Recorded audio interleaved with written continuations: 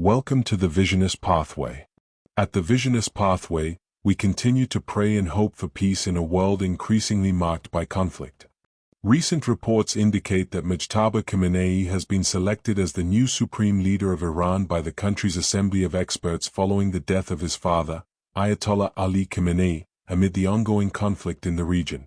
Leadership transitions in times of war carry immense responsibility. The decisions made today will shape the future of millions of lives and the stability of entire regions. As a platform that promotes wisdom, dialogue, and human dignity, the Visionist Pathway respectfully encourages all global leaders, including Iran's new leadership, to pursue dialogue, restraint, and sincere efforts toward peace. History has shown that lasting strength is not only demonstrated through power, but through the courage to seek understanding and peaceful solutions even in the most difficult moments.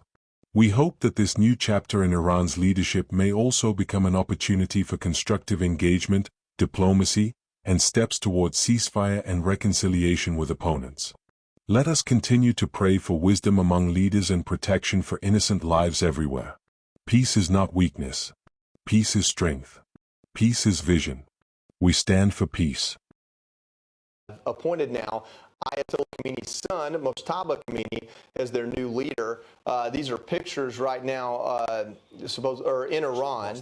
President Trump suggested that this specific person wouldn't be acceptable, and I think even Israel has reported today that they're going to go after whoever the next person is.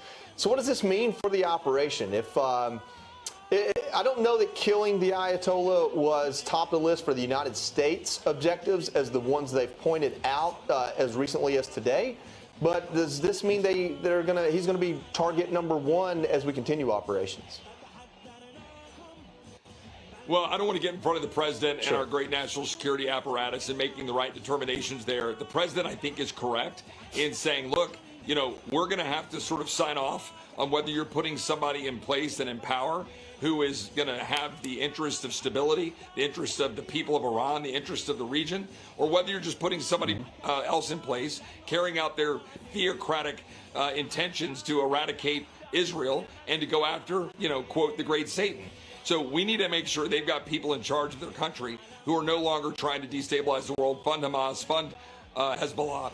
So I back the president on that, but I think he is correct to be trying to do that through force, through diplomacy, take out their conventional weapons, take out their nuclear capability. I agree. Take out, I think you said Senator Kennedy was talking about taking out some of their Navy.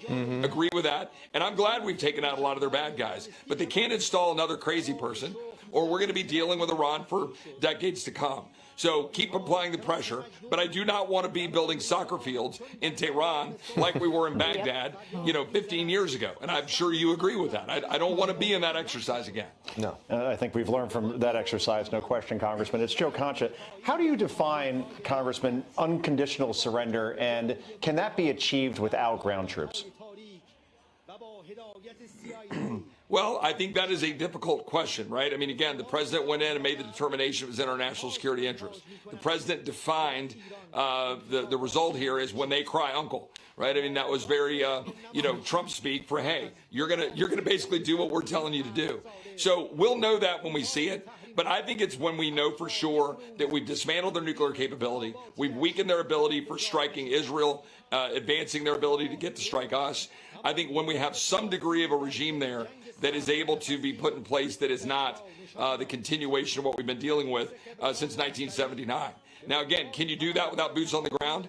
That is my strong preference. I'm like you. I'm not looking for us to have boots on the ground. Now, do you need to have some strategic people on the ground for some period of time to try to make sure we've got a regime in place that is going to be in our interest? I'm all ears and listening to the president, but I know this. If they come to us with a supplemental funding bill, which just seems potentially likely, I'm going to be asking those questions. How long is this going to take? Are boots going to be on the ground? I do not want to be into the nation building exercise again.